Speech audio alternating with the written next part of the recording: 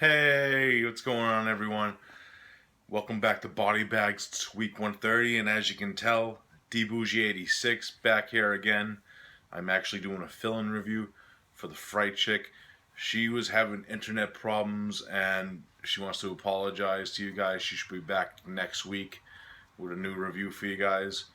So I told her personally that had no problem doing a film review because I actually watched the film today that I wanted to do a review on. So I decided to add it to the Body Bags catalog of films. Now this film is from 2012. It's a film from the United States. It's not an Asian film. If you watch my Wednesday reviews, I do a lot of Asian cinema for the most part. And this film is an indie film from a director that I know of. You probably heard of him too if you know the circles. His name is Adam Ahlbrandt, and I seen one of his films before, The Cemetery, which I thought was really interesting indie, like demonic, like possession movie with some awesome gore and effects in it, and really, really loved the setting and the way it was shot. And I wanted to check out a few more of his films.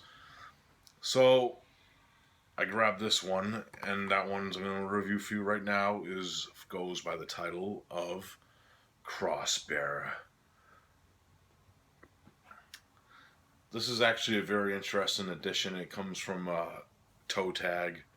They put this edition out, which is limited to 1,066 copies, which is a very interesting number. And as you can see on the back, it's actually signed by Adam and the lead actress of the film, Natalie Jean.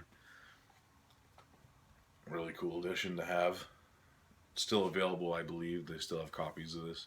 If you're interested, I'll leave the link below in the description. Now, other than that, let's get into the main plot. We're introduced to our main character, Heather, whose life is kind of bland, as you can see, and she's a stripper. She works for this, like, really piece of shit scumbag boss, and her girlfriend actually works there with her too. She's actually a lesbian. Her name's Bunny, and they set out this plan because they have this big role coming up with getting money from this guy selling him drugs and shit for their boss and doing a show for him. So they end up going there with a group of people, and what happens is, unbeknownst to them, there's actually like this psychotic, like religious nut acting on his word of God, like taking out all the filth that's actually in this apartment, like this big like building that this guy lives in. And then they get there, they notice like that the shit's not right, and it ends up them being picked off by this fucking maniac one by one and trying to survive. It's pretty much the main plot of the film. Now, my thoughts on this, really, really, really not like the newest type of story, I will be honest. But it's so well done, and like the budget and this film had, and you could tell it's like an indie film. And I like the way it was shot. Adam uses a lot of like vibrant, like different colors and camera angles and shit. And it has like there's a few scenes where it's like a flashback scene where the girls are talking and her boyfriend, and it's all filmed in like this neon purplish tinge color, which I really enjoyed. And there's a lot of good dialogue and shit in this too. Like there's one scene before they actually go into this building, which is very like I wouldn't want to say it's like Tarantino-esque, but it is, because they're talking about films and shit inside of a film. Where this one guy, actually the guy boyfriend of one of the friends, Mark, is a filmmaker, and he's talking about watching Eyes Wide Shut, and then Heather gets into this argument where that of course she appreciates cinema, but she'd rather watch like these low budget like slasher films because they're a lot more fun. Which us horror fans, we do appreciate cinema. So this statement in this conversation, I really enjoyed it because it really brought out like this film was made for us horror fans, but it was done with a person who loves cinema's touch. which I really liked that Adam put a little of himself in the film that way. Really, really fast-paced film because this film only runs like 73 minutes. It's not really too long. It's really well done and has a speed limit, and once you get into it, it goes full force. And the kills are fucking some brutal stuff because the killer's weapon, as you can see, is like a regular just carpenter hammer. Fucking brutal what he does with that hammer. One scene in particular involves like a, I won't ruin it for you, but it involves like a hand, and I was like, oh god, I was cringing because it was fucking great to look at, and the blood and all the good stuff. It has like that dark texture to the blood and the blood sprays and shit. It was really well done, especially with the angles they use for like when blood was squirting.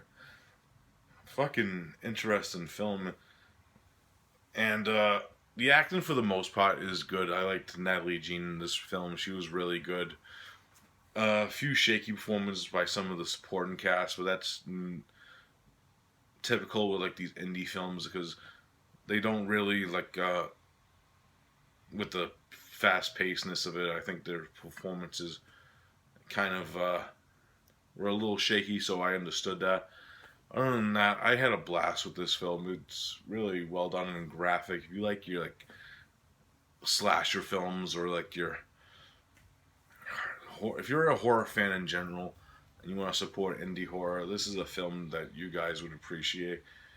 All filmed in location in like I believe I think this was actually filmed in Philadelphia. I could be wrong.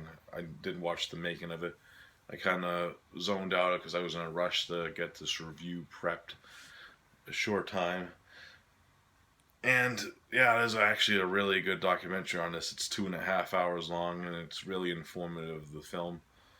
Really well done. Fucking released by Adam and Toe Tag that actually put this release out for them.